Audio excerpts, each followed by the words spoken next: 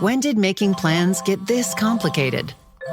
It's time to streamline with WhatsApp, the secure messaging app that brings the whole group together. Use polls to settle dinner plans. Send event invites and pin messages so no one forgets Mom's 60th. And never miss a meme or milestone. All protected with end-to-end encryption. It's time for WhatsApp. Message privately with everyone. Learn more at whatsapp.com. It's your core beliefs about yourself that drive your thoughts, that drive your action. I started to share my beliefs, and in a way it required and forced me to get clarity about what do I believe? Do I believe this or do I believe that? Then as you start to share, you have opposing views. I welcome that. People are like, oh, the haters, this, that, and the other. Look, I welcome somebody with an opposing view or new information.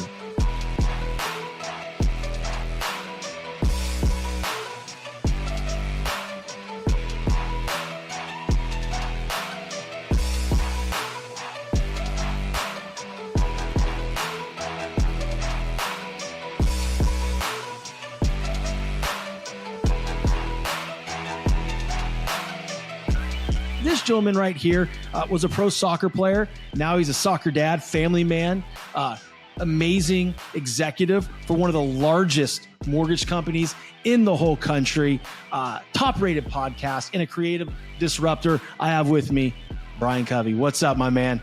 Shawn, dude, how about that intro, bro? Bring in the energy. Hey, dude, I'm feeling it, man. You know, I got this handsome guy, fit guy on the other end. I got to bring something. So happy to have you on, dude. Likewise. I'm excited to jam with you and add value. I think both of us, we do have a lot in common, and that's what we find in life. The more we get to know people, slow down a little bit, we realize we all have a lot more in common than we thought, and we can help each other accomplish a lot bigger goals in our life. So I'm excited to jam. Yeah, man. It's so funny because let's talk about the commonalities here for a second. Right? You played soccer. I played baseball. Right. And, you know, it's like when you got out of playing soccer, you wanted to grow into business. And it was like, hold on, Brian, you don't have any experience. You can't work here. So it's like, well, I can't get experience unless someone gives me the opportunity. And then someone took a chance on you in the mortgage industry, right? To help you grow your business because you liked finances and you loved people and you wanted to do something a little different. And so you found your way in the mortgage business. And it's funny because no one would hire me except, and now this is like almost like a curse word, but remember AmeriQuest? Oh, yeah. Oh my God, they hired me. And I got into loans. And then once I realized what was going on, I rolled. I took my real estate salesperson exam and I went to a brokerage. So for all of you mortgage and real estate professionals, as soon as I was smart enough to know that I was ripping people off, I took off. So, but that's the very strong parallel here, you know. That was a lot. I actually started at Wells Fargo Financial. So a similar type of operations. And that, we would do the furniture financing and debt consolidation, and you would have double digit interest rates and APRs in the 20s. So when people tell me today rates are high or this is high, I'm like, bro, it's relative, right? Yeah. Like it just depends on what you've seen in life. And that's a good lesson for all of us in life is if you haven't seen the extremes on one end to the other, you don't always have the best perspective of what's there. But man, it taught us both. I'm sure like you, I was on cold calls, pounding the phone every day and selling to people twice my age, trying to teach them how to manage their money and what would be the right product. Yeah. And explain why they should work with me and cold calling. So lessons learned in the trenches. That's just funny because what was it? The power hour? Yes. Like you get on the power hour, you're not allowed to breathe or look anywhere else. It's just like dial the phone and, do these proposals for these people. I remember I was selling a ton of 228s. Oh yeah. Right. And hey, great news. You're going to save you $1,000 a month. Going to consolidate all your debt. And you're going to get a $27,000 tax write-off. How does that sound? And that's the fees. So basically what we're telling people is, hey, we're going to take an additional almost 30 grand away from your equity to roll it into this. And now, again, you can't get out of it for 2 years, but hey, after that 2 years, it's going to go, that index is going to climb, baby, and you're going to be hurting. So I'm glad we got out of that, man. That's right. We learned. Yeah. So tell the audience a little bit about yourself for those that may not know you. Give us a brief little background into into Brian Covey. Oh man. Well, thanks for having me on the show again, because I think this is where we get to learn a lot about not just ourselves, but connect up with other people. Mm-hmm. And a lot of people probably relate to my stories. It's similar to many of yours. Is I was the younger brother. My brother was 5 years older than me. And so a large part of my early life, learning to play was like trying to chase my older brother and his friends, which are bigger, stronger, faster, all those things. And that taught me some resiliency early in my life of when you compete with people that are bigger, stronger, faster than you, you do tend to acclimate to their level versus playing down. I don't know that I helped my brother other than being kind of a nuisance and chasing him. Yeah. But I grew up on the soccer field, man. My dad and those that follow professional soccer, professional sports, probably remember Pele. Well, oh yeah, of course. There was also Kyle Rote Jr., who many will know, one of the great American footballers here, soccer, played with Pele. He was actually at our church and was one of my first soccer coaches.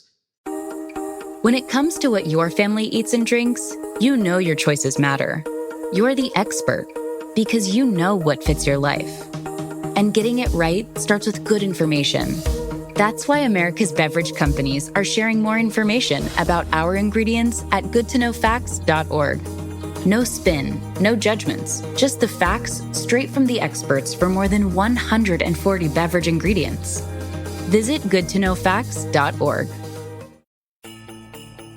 The holidays have arrived at the Home Depot, and we're here to help bring the excitement with decor for every part of your home. Check out our wide assortment of easy-to-assemble pre-lit trees so you can spend less time setting up and more time celebrating. And bring your holiday spirit outdoors with unique decor like one of our Santa inflatables. Whatever your style, find the right pieces at the right prices this holiday season at the Home Depot. So, you're about to make a trade based on a friend's text. But which you do you listen to? Is it, we could buy a house in Tulum? Get optioning those options. We could lose everything. Or, let's do a little research. Get your head in the trade and make the investment decision that's right for you. Learn more at finra.org/trade-smart. And I share that because he was that first coach that we all have, that coach or that teacher or someone in our life early on. Maybe it was a Sunday school teacher, and they birthed a passion for something that maybe we do today or we still love. And you talked about me being a soccer dad. Like, yes, I got to play college and was on the Olympic team for a while, the U.S. national team for a while, all these cool things. I say, wonderful.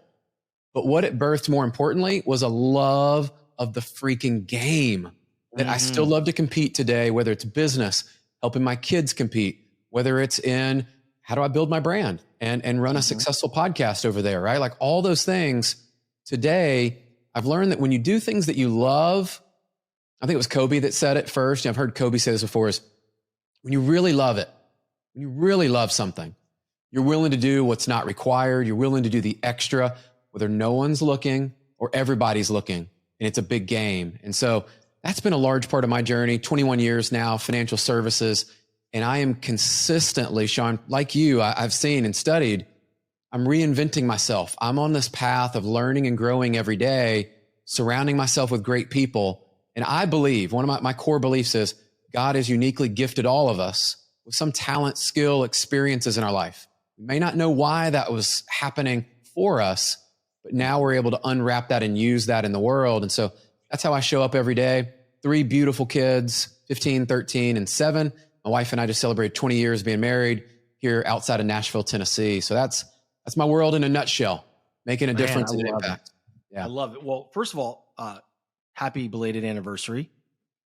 That is amazing. And yes, he does have a beautiful family, guys. He, father of 3, beautiful children, beautiful wife.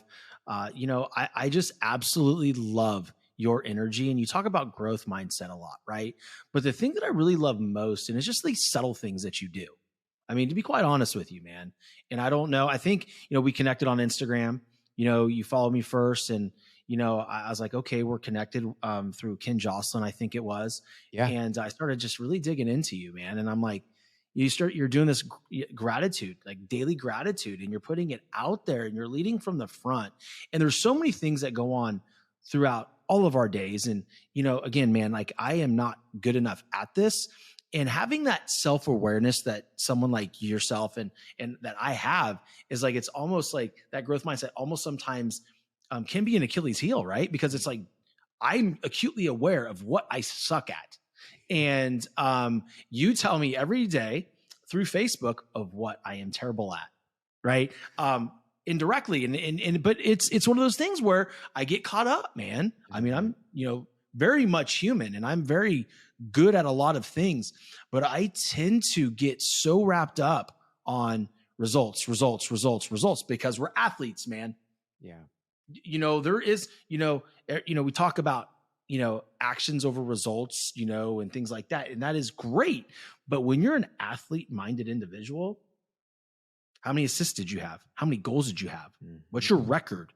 Right? What's your resume of winning? So I can tend to get stuck in that. And it's always nice to read your posts because they do recenter me. So thank you. Thank you. That gratitude was an interesting one. I'll tell you the story of, actually had a colleague of mine that works with us in our recruiting department and helps with business development things. Remember, she was sharing with me. She's like, man, wouldn't it be cool if you did like this 30-day gratitude challenge? I'm like, honestly, there's days I'm not feeling real grateful about stuff. And they're like, that's exactly why you should do it. And I remember that voice in my head of, well, am I going to do it or am I going to cower down to my feelings, right? That we all have. And I'll tell you what I learned that was unexpected through that is, Shawn, I appreciate you sharing that because sometimes we don't get to hear about the people we impact, right? And we post things and we get a little bit of a benefit from it, from going through the exercise. And it did cause me to think and to pause and to have some reflection. But this time was different. There were several people that reached out that actually I admire, that I go, wow, I never thought I could impact someone on that level. And so I'll tell you, one of the biggest takeaways that I was very unexpected was when guys like you or a couple of other people that I admire and I go, wow, they have a lot that they have accomplished, right? And they're saying, man, this really made a difference in my life. How many times do we not take that action, make the phone call, do what we thought because we're like, nobody's really going to get anything from this. That's not why you do it. You do it to show up and to serve.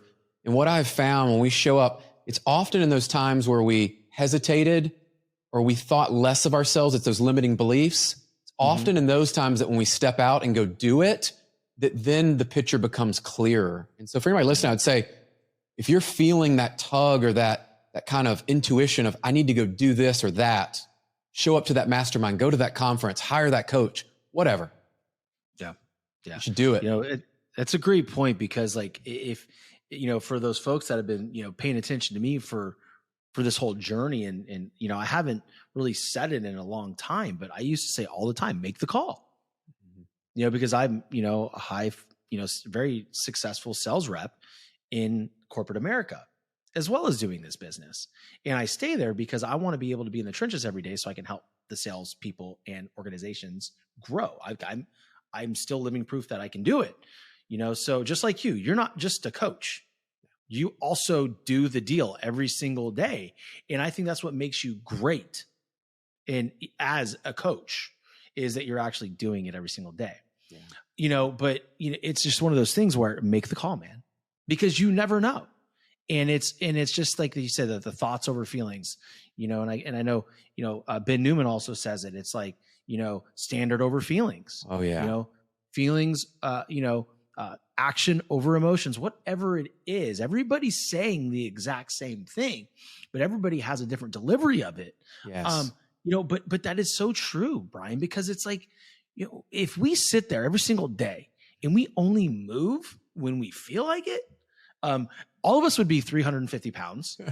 We would have no money in our bank accounts because I know you enjoy sitting there watching Netflix at times too, right? Sit there. I'm going to, put my hand in a bag of Doritos and eat and binge watch all day. I'm going to be happy, but tomorrow I'm going to be worse mentally because of it.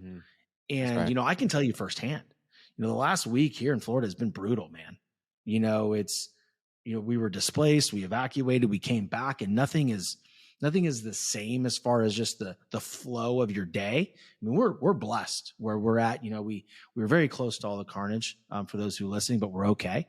My mom's trying to put the pieces together with her home. We don't know what it looks like yet. She's in Northport. She's with me though. But like just being back in the gym today, like I didn't want to. Yeah. But I tell you what, tomorrow I'm going to be better for it. That's you right. know, and dude, like I just love that so much. You know, it's something that I feel if we can master at least 80 to 85%, you know, I think that we would all be better off, you know. Huge. So what would you say for those people out there right now that are saying like, yeah, you know, I just don't know if I could really do that.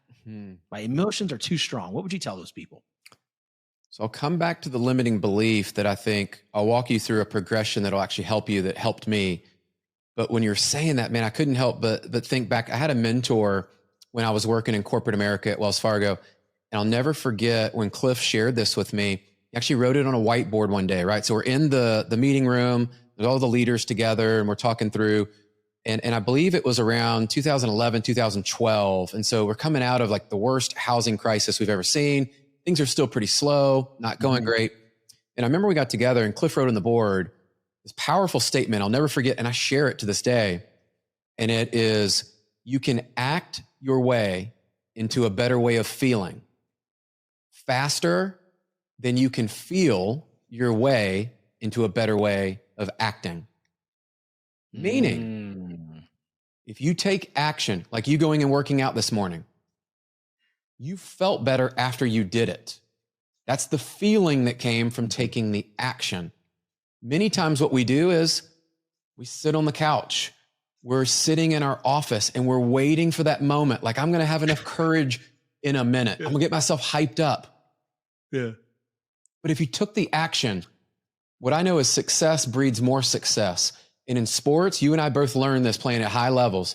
I mean, Shawn, when you had a great hit or a great catch or a great play, something that went well, your confidence went up, shoulders went back a little. A little bit. Put me in the game, coach. And for each of us, look, we're in a game. There is a scoreboard to life. Whether you realize it or not, there's a scoreboard. The good news is you get to determine that scoreboard and what you say success is, unlike sports where it's just black and white. Yeah. But I share that because I'm going to walk you through what has helped me. And this was a change in belief for me that actually, I think for a lot of us, what's holding us back is not the actions we're taking. I think a lot of people jump to, hey, Shawn, go do this. Brian, go do that. That's important. And I think that that's something we should recognize and address. But really, let's back up a few steps. And for those who don't know, my dad's a psychologist. So I grew up around not only a sports psychologist, but my dad was a pastor. And like, I had some unique upbringing into how the brain works. This was a breakthrough for me, is actually what's determining what we do today. The core is your belief. It's what you believe about yourself, about what you're about to do, about if you do this, then this will happen. So I'll walk you through this. And this is a very simple way to think about it is I used to think and believe that everybody that made it successfully, for example, that they just got lucky. Like they didn't have to work as hard as everybody else, right? They just got lucky. Maybe their parents had money. They landed that promotion that, they just got lucky. They hit that one, jackpot in their life. Well, that's not true. Everybody successful I know has worked hard. So here's how this goes is you start with your beliefs. And if you believe something, the only way to change that belief is new information that comes in. And then you can realize, well, maybe that's not true. Maybe this is actually a possibility. And what if it were true? So you can change your belief, which then changes your thoughts, which then changes your actions. So if you really frame that up, what I'm saying is it's about who you are and what you believe, because out of that will become your thoughts, which then become your actions. And so I can look at someone and go all the way back to what they believe and tell you what the output will be as a result of that. When I changed that paradigm and I wasn't so focused on the results, the actions, I got focused on what do I believe? Who am I? Well, I'm someone that shows up and I work out every day because I believe working out serves my family and myself and my team, and the benefits will be there. So I do the actions. So that's how it moves through. It's actually a paradigm shift for many people. That they might miss that subtlety. but it is huge. Wow. I mean, I guess we could drop the mic on 17 minutes into our conversation. I'm not going to, but dang, bro, like that's it right there. It's your core beliefs about yourself that drive your thoughts, that drive your action. Now, here's the thing, taking it a step, and I know this is what you're saying, a step further for those that are listening. If you are having bad results in your life, whether it's fitness, because that's not everything, it's part of it, right? It's all connected, in my opinion, right? I don't even think it's an opinion, it's science. Okay, let's just say it. Like, if you are failing in fitness because of a certain mindset, you're probably failing in other areas of your mindset. You're probably waiting for that paycheck every single month, right? Like, hey, can't do that yet because we have to wait for this commission check to come in. That's a belief, right? That caused a thought that is creating action. Whereas, if you want to create something different in your life, think bigger, think differently, because then you're going to act in accordance to what is brewing inside, right? And that's something that is very difficult at times. Like, even for me, I would never sugarcoat anything. And I tell the people that I work with, and I'm very honest and raw about who I am, right? And I struggle with some of those things at times, right? And it's when I'm on a high, you cannot stop me, You can try, but you will fail. But if something tweaks, like let's say a hurricane, and now I'm wide open, bro. I am wide open for a lot of different things. And like right now, to be fully transparent, and we talked about this at a decent length prior to hitting record, is, here in Southwest Florida, we're going through a lot of different stuff as far as Hurricane Ian goes. And while I've been blessed, my routine is still way off. So it leaves me open for a lot of demons to come in. Yes. Right. And I start listening to those, I don't want people to think I'm crazy, but the bad voice, right? Like, hey, this isn't going to work because of this. Then I start believing it. I start thinking a different way, and I start acting or not acting as a result. Just it's an amazing thing. Yeah. It really is. I'm rambling. Stop me.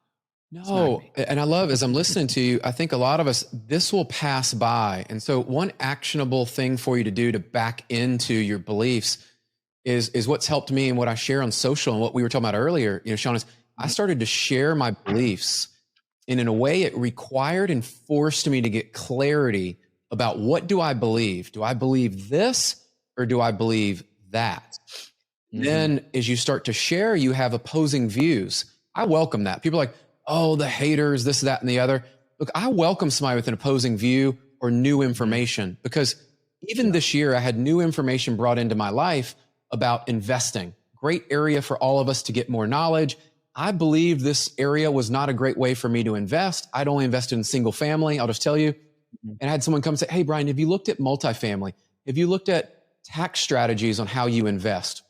No, I haven't. I didn't believe that's what I should be doing. I believed I should be doing this. New information required a new belief. And as I listen to you, I think we're all similar to what you're going through. Is in hard times, our beliefs will get challenged. Mm-hmm. That's when you need to double down and go back to, who am I at my core? And I think about, this is the powerful question that's helped me through this and through the storms in life. That, look, anybody's following the mortgage and real estate business this year, suffice to say, it's been a challenging year. I bet it has. Yeah. So I'm focused on who I'm becoming. Mm-hmm. And if I were to have my life end in a year, 5 years, what is that version of Brian? And I'm not guaranteed this amount of time or that amount of time. Am I going to look back and say, today I won the day? And Ben Newman's helped me with this. I'll just give him credit. Is really got me, the athlete, to stop focusing on this long range. And while I have a year or a 2 year or 5 year goal, I've learned how to attack the day, today. And that comes back to your beliefs, because then you'll see your priorities and you'll start to see holes. Now, what happens is, for many of us, we ignore it. Just like you said, like you hear that voice, like, oh, I don't really need to do that. I can go binge watch. I can go do that. Look, every time you're making these choices, these are votes for that future self that I believe, when I look back at yesterday, did I do the work? I can't go back, but I want to be proud of that the next day. So today, what are the things you need to do to win your day? You know what they are. You don't need somebody to tell you. You might need somebody to help you organize them. But look, you know what your priorities are. You just have to go do them each day, one at a time. And as you stack days, look, I have found there's a lot we can accomplish when we stack days, weeks, months. There's results. That's where people fall off and they have to start back over. Yeah. You know, it's interesting. It's the second time his name has come up, Ben Newman. He's one of the greatest. The phrase attack your day, attack the day and do the work and everything like that is pretty simple. I mean, when you really, people say like, oh, just attack my day. Okay, cool. But like what people don't understand is when you get in your day, something's going to happen, right? Something's going to happen family wise, or, something in your business is going to seem like a forest fire, but you got to put it out like right now. Right. But like, if that's not what is on the actual docket for like that hour, it has to wait. Perceived forest fires aren't really forest fires. Okay. They're distractions away because you don't want to do the damn assignment. That's what it is. Oh, I'm too busy. So the thought of, and I want, the listeners to really take from this is when we say attack the day and do the work, it is exactly that. It is very simple, but it is a difficult thing to employ if you don't understand what the work is. Okay. And how you find what the work is, you sit there and you find your long-term goal. What's my 5-year goal? What's it going to take me to get there? And then you reverse engineer. I'm okay, I need to talk for me. If I'm building a sales performance coaching business, I need to speak to 10 salespeople a day. Yeah. Period. Yep. Period. Like at least like that is my non-negotiable. So for me, sitting here and complicated, well, how am I going to talk to 5 salespeople? Because that's what happens, right? People will do that. Like, how am I going? Well, where do I go? Like, we have these amazing tools. If you have LinkedIn, you have Premium, you have Sales Navigator. Filter your search to sales professionals. Filter it to, if you want to coach at a corporate level, go after the CRO. The CFO. Talk to these people. Shoot your shot, bro or sis. Yes. But like, just do it. That's how what you're talking about, stacking those dubs, stacking it over and over again. So guys, quit complicating it. Yeah. Just move. So I'll give you a tip that helped me is, this market's changed a lot. I think of like seasons in sports, like, you're on the road for a little bit, then you come back, play some home games. And I love relating to sports, but this season has required me to take a step back almost every 60 days and go, where am I? Sometimes it's been 30 days where I'm like, okay, I need to write down, where am I needed the most? Where do I drive revenue? Where does my team need me? How do I create wins on the team scoreboard, right? So separate from Brian's scoreboard, but for the team, how do I contribute to my team? And collectively, do we score points? If you're not writing down where those areas are, like you were very clear about, I'll make 10 contacts there. I got very clear about this is the number of recruits I need to talk to every day that could potentially join our organization. This is the amount of top producers on our team today that I need to call, check in, recognize. This is the amount of outside business development, real estate agents, builders, financial planners. When I got clear about that's where I'm needed. I'm not an underwriter. I'm not a marketing person. There are people that do those jobs wonderfully at our organization. Great. I'm going to let them do those roles. That's what they're going to do. I'm going to coach, encourage, support them. But where does Brian contribute to the organization? Because if you can help people create wins, dude, your team's going to be unstoppable. Some people won't like it because it creates a little bit of that competitiveness and like people are seen. And then are people contributing or not. But if you haven't done that exercise, write down those things, get very clear. And then what happens is each day, I know at the end of my day, because I struggled with this, Shawn. Like I would end my day and I'm like, hell, I don't know if I did enough today. Do I need to make more calls? Did I score the right amount of points? Like what happened? Yeah. Achievers. And I saw that, we've probably all seen the video that's out there and the guy's talking about basically like people that are high performers always worry about, did I do enough? Like I'm wired that way. I'm just wired. I could do everything on my list and still feel like I could have given more. Yeah. So there's a way to bring that in and it be a healthy competitive drive versus drive you to insanity. Dude, it's really funny you say that because I had a conversation with my really good friend, Steven Campolo yesterday. Hey, Steven. I went over to his house and, a lot of times when he and I are, kind of going through some stuff, we'll like, hey man, I need you for like 30 minutes. You know, it's my homeboy, one of my closest friends. Go over there. And I'm like, look, dude, this is where I'm at right now. And I'm not liking it. And I need to change it. And I need you to tell me if I'm losing my mind. And he just goes, here's what I'm going to tell you. You work harder than anybody that I see in the social space. Everybody wants to talk about doing the work, coaching, whatever. Like you're actually doing, I'm seeing it. He goes like, bro, like sometimes your work ethic makes me feel like I'm lacking in that department. I was like, well, I appreciate that because I don't see it that way. And to your point, I go, I'm not doing enough, Stephen. Mm-hmm. And I have that very unhealthy attachment to this specific subject. You know, am I doing enough? Like I can look back and my agenda can be full from, 9 a.m. to 5 p.m.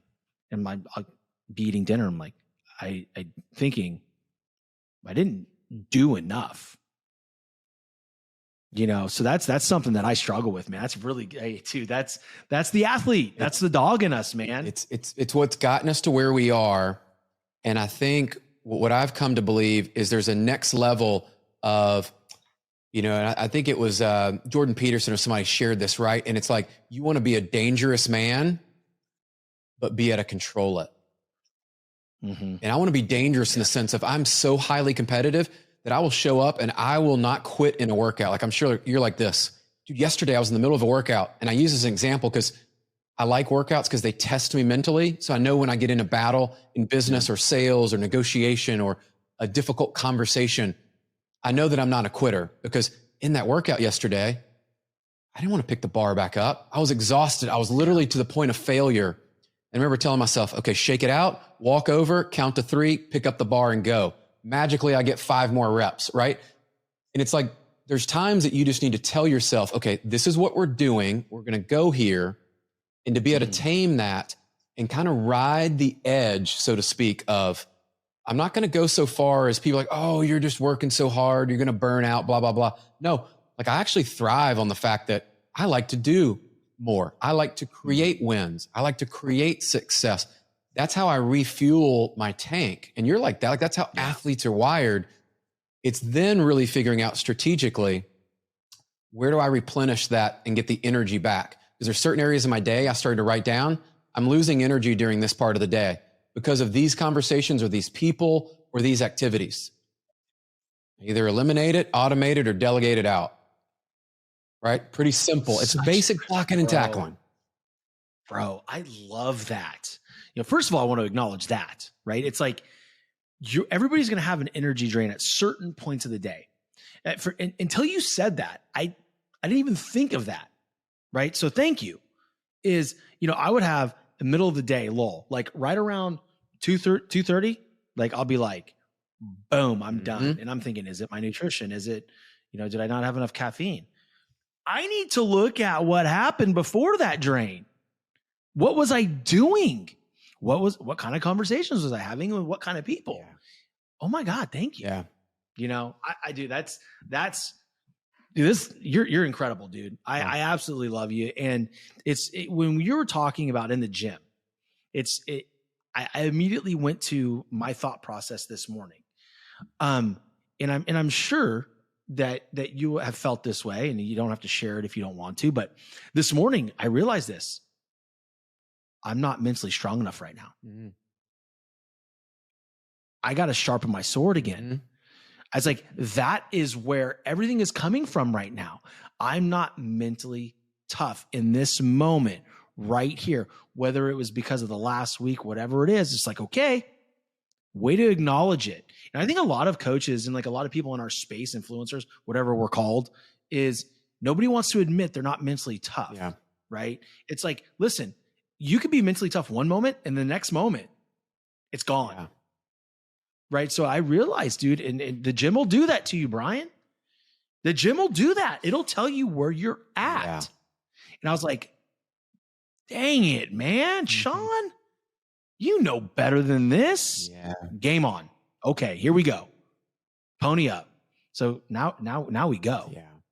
So I don't know if you've ever felt that way. Well, yeah, a lot. And as you're saying that, I was thinking about this, is it kind of goes back to that standards over feelings when I'm still, as I say, it's one thing to know it. It's another thing to kind of own it. And I've had that conversation with myself about standards over feelings. And I'll tell you the time this year that I thought about right away, I don't know why it came to mind, when the market shifted after Q1, rates jumped up 100 basis points, another 100 basis points.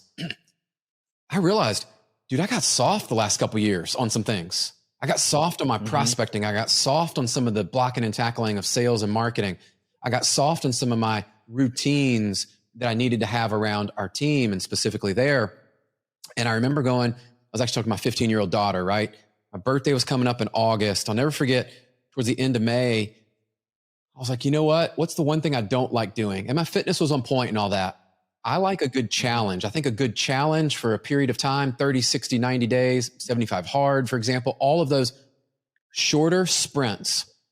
And I remember my daughter and I were talking. I was like, hey, you know what? My birthday's coming up. I'll be 45 and I should probably run I'll run like 50 miles. By the way, I don't like running anymore. Like being a soccer player, I ran enough. Yeah. I don't want to run anymore. Yeah. Like 1,000 miles a game. Oh my gosh. So I like CrossFit type activities, lifting some weights, doing that. So if you know anything about if you follow my stuff, that's what I would prefer. But what was going to test me? And I realized I wasn't mentally strong. So I went to what sucks. What do I not like to do? What will challenge me and push me immediately outside of what I know is comfortable? Because I can go show up to a workout today. It will test me. It will push me. I'll have a good workout. But is it really challenging me, making me mentally stronger? So I went on the journey, ended up actually doing over 125 miles in 2 months running, which by the way, I haven't run 125 miles in the last 10 years, probably combined. Beautiful. Like, stupid goal, crazy, ridiculous. At first it was going to be 100. Then my daughter's like, well, you might as well just do 120 or whatever. I was like, okay, let's go for it. So I share that with you because there's something in your life today you're probably avoiding. And the other side of that temporary pain, that temporary discomfort, I like working out because it's a very quick turn signal indicator feedback. And if I can suck it up during that, guess what? The rest of my day, I've voted, my confidence is high, and I can say to myself with certainty and confidence, Brian, you're the type of person that shows up and you meet a challenge right in the ring, in the middle of battle. Go do it. Yeah. You did it this morning. You're ready. That's it. Don't overcomplicate that stuff. Yeah. It's funny because you're sitting there it's like we're speaking, telepathically speaking, and you're in my head is, I was sitting there in the gym. I was like, okay, you're not mentally tough. So what's that mean? You need to work on it. And then I sat there and I just go, oh my God, no, I don't want to. It scares me. And then 75 hard popped back into my mind. I'm like, all right, dude, you got to do it again, man. It sucks. I don't like doing it. The first time I did it, I loved it because it was new. Yes. Now I know what I'm getting into. The first time is the easiest. For people, I'm sorry. And people are probably going to send me a lot of hate messages off this one. That's okay. We can talk about it, guys. We can work through this. Is the first time you do 75 hard is the single most easy time you will ever freaking do it. Because you're ignorant to what it is. The second time, the third time, it's a little different story. Now I'm going, okay, sitting in the gym, this is number 4. This is day 1 and number 4. And, the trick this time is, to do it differently, to do it better than I did it the last time. And when I do this, the first time I did 75 hard, my business blew up. And, I went into medical business. People don't know this. I went into medical sales 2 weeks before the pandemic. I had never been in an OR. And my training got canceled. And so I was like, well, I see I'm fat and I don't know if I'm going to live. I don't know what COVID is. Right. So I was like, I got to do something. I got to buy into a program. I got to spend some money. I got to figure this out.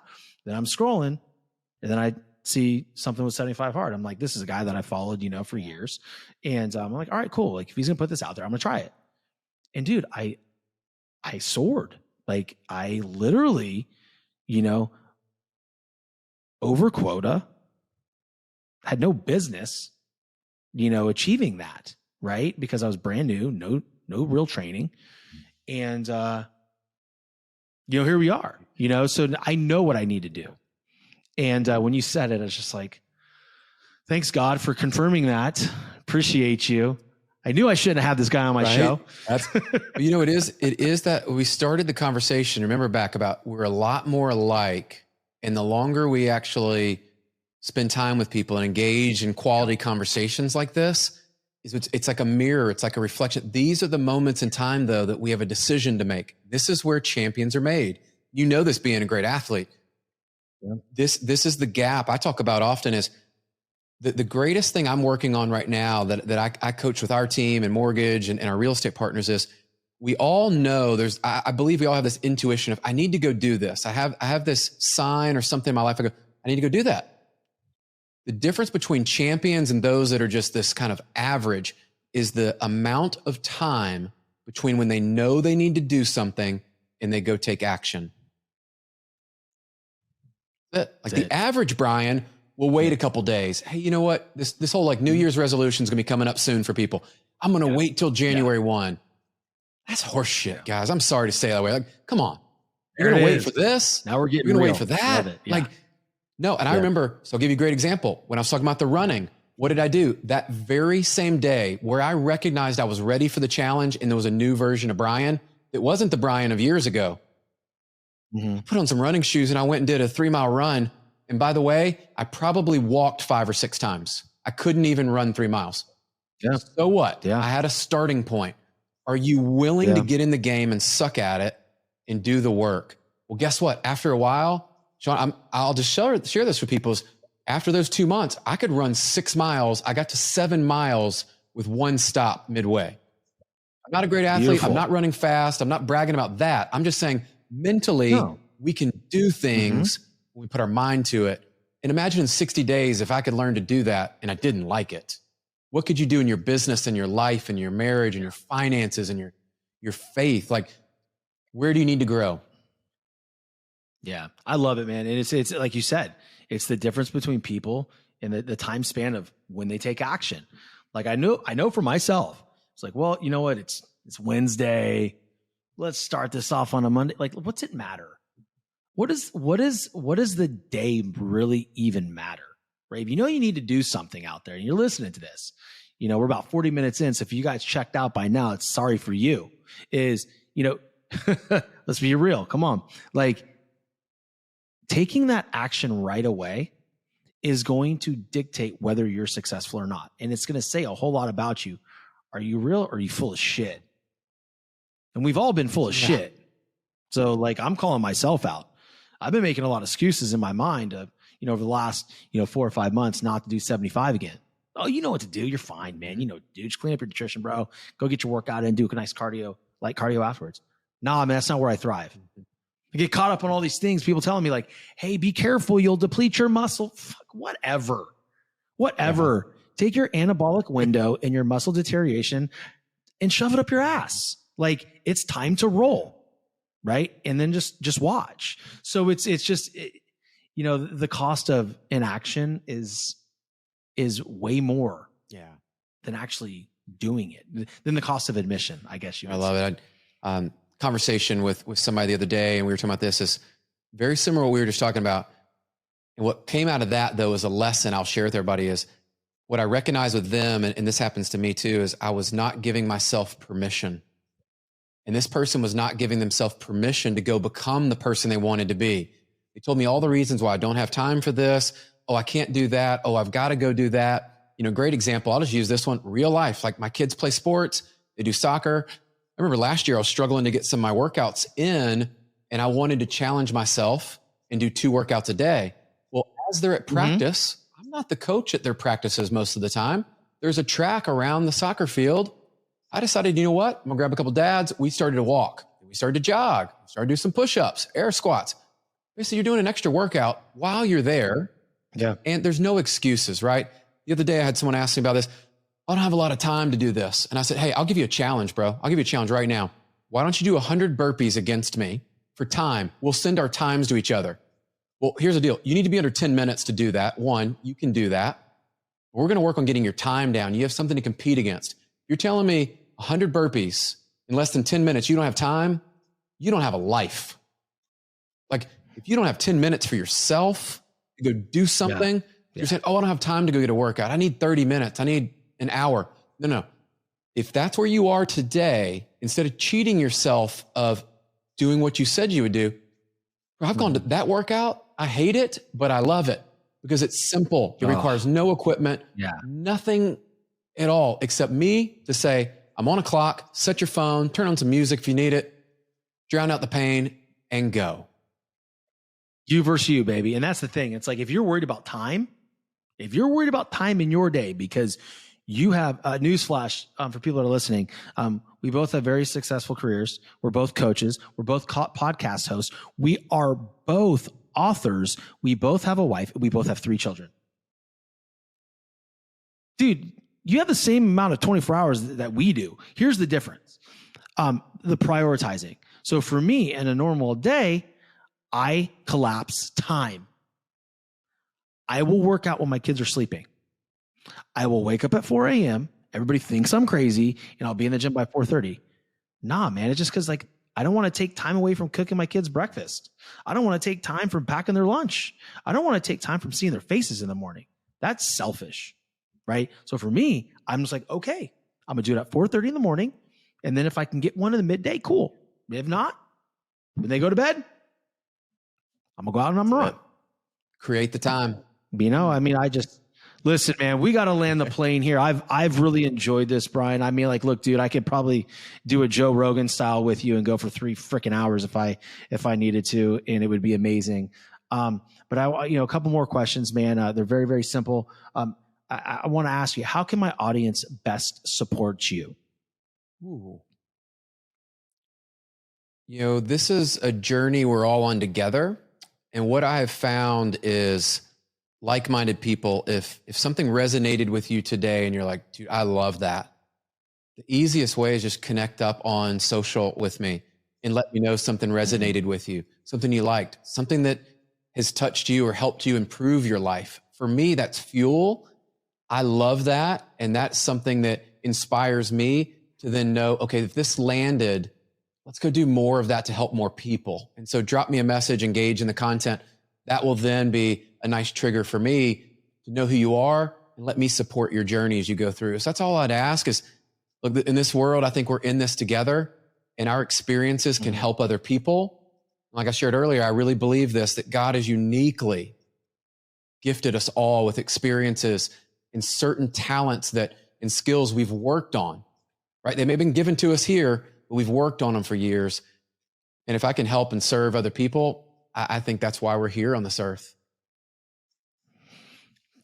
Guys, listen, I love it because most people, when I ask that question, it's go buy my book, check out my course. This gentleman right here has plenty to sell you, okay? And he talked about just engage, just show him that, what he's doing made an impact on you. So I appreciate you for that. So here's what I'll say. Guys, if you're looking to buy a home, if you're looking for a refinance, you need to go to Loandepot. All right. You need to check out my boy, Brian Covey. Go to his website. It's going to be linked to his name. When you click on the show notes, it's going to take you right to his site. See what he's got going on. This guy's incredible. Most importantly, man, what can I do to best support you?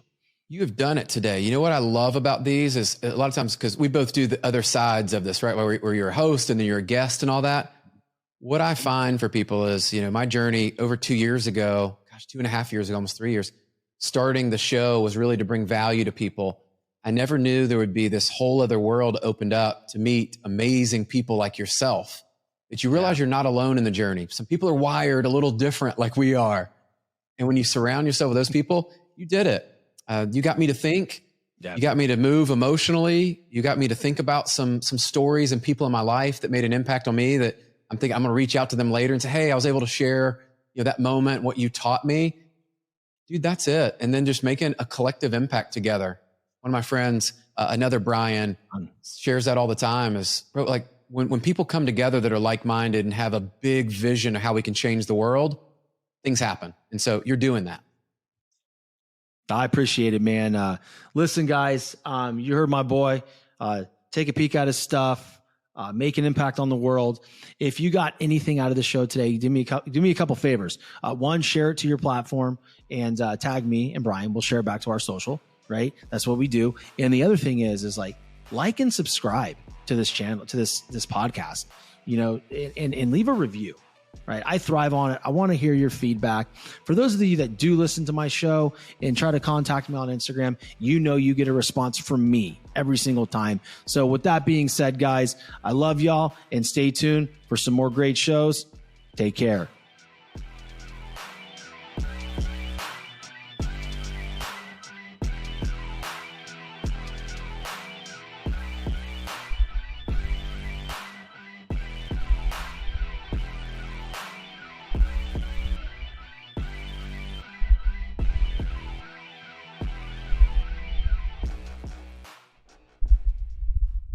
Rinse takes your laundry and hand-delivers it to your door, expertly cleaned and folded. So you could take the time once spent folding and sorting and waiting to finally pursue a whole new version of you. Like Tea Time You. Or this Tea Time You. Or even this Tea Time You. Said you hear about Dave? Or even Tea Time You. So update on Dave. It's up to you. We'll take the laundry. Rinse. It's time to be great.